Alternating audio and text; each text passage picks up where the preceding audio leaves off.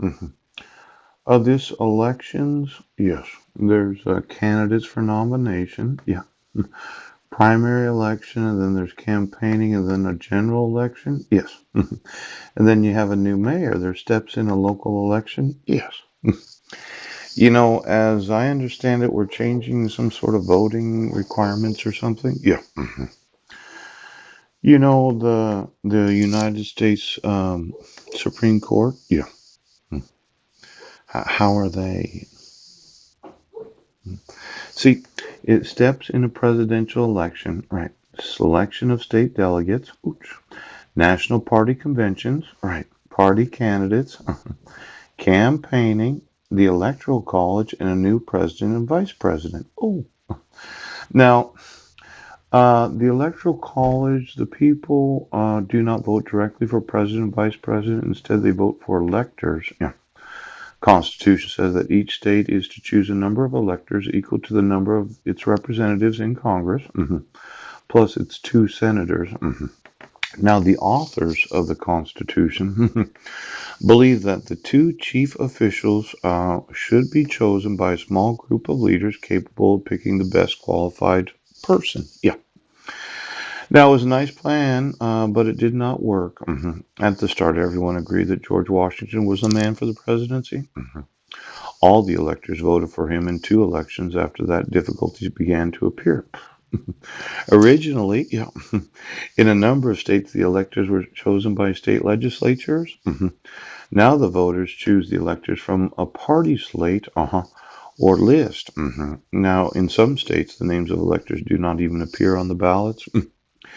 In any event, these electors are chosen whose party wins most of the votes in the state. Some states have laws that they must vote for the candidates of their party. Even when there is no such law, they almost always vote for their party's candidates. Recently, a movement has developed in some states to have a slate of electors, which is not pledged to party candidates. Now, these electors, yes. I just wondered who they are for the last 40 years. I had looked at Washington State's electoral vote. Yes. hmm And it seemed to me that they were doing something kind of weird. Yeah. hmm Now, Grover Cleveland, however, Harrison won 233 electoral votes for 106 to Cleveland. Yes. Now, oh, look at the electoral college. Is that the number that you get? Let's see. California has 40 of them. Yeah. hmm And indirect elections, the official is not elected by the voter. He is chosen by the person who have been so elected. Yes. Referendum, plebiscites, other elections. Ooh. Oh, labor unions elect officers and hold elections to pass on agreements with employers. Yeah. Why don't we get all of those in the labor unions that are elected to office? See, I did look at the unions, the teachers union. Yes. I would think the teachers union. Well, the whole knowledge of exploitation of children while in school. Yes. And then there, well, just go through the unions and get the actual individuals elected to office. Yes. And then get the employees of the individual unions. Yes. That to pass on agreements with employers. The kind of election is supervised by an agency of the federal government. Oh, is that right? And now, a paper called a proxy, which says how the signers' votes are to be cast. Yeah. Now, these are stockholder elections. Yes. Will have as many votes as he has shares of stock in the company.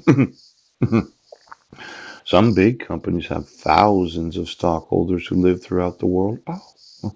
Most of them cannot attend such a meeting. A stockholder therefore may ask someone who will be at the meeting to cast his votes for him. Could you get me all the publicly listed companies that have stockholder meetings? Yes.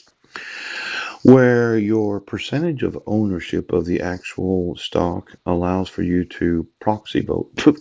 Now, I did do a little study about this while I was a financial consultant. Microsoft, yes. Apple, Alphabet. Let's say, yes, that the individuals that actually own stock in your company found out that there's a new technology that makes semiconductor chips out of desalinated salt. Yes. And your company refuses to acknowledge the rights of myself to innovate and manufacture that.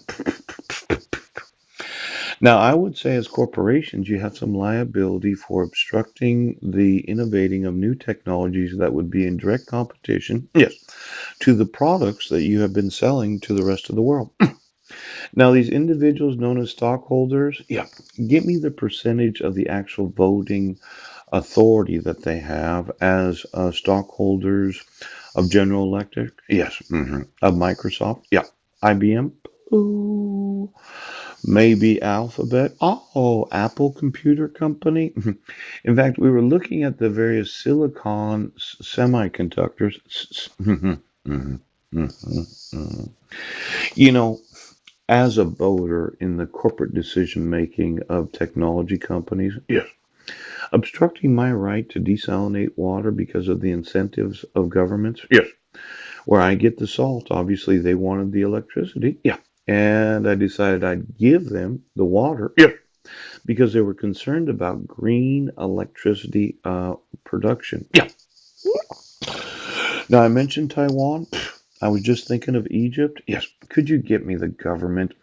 I could have been wrong in that you changed it from 4 years to 6 years as being a term for president. Yes. And the voters voted for that, and you thought, well, I'm good to go for the next 2 terms. Poop.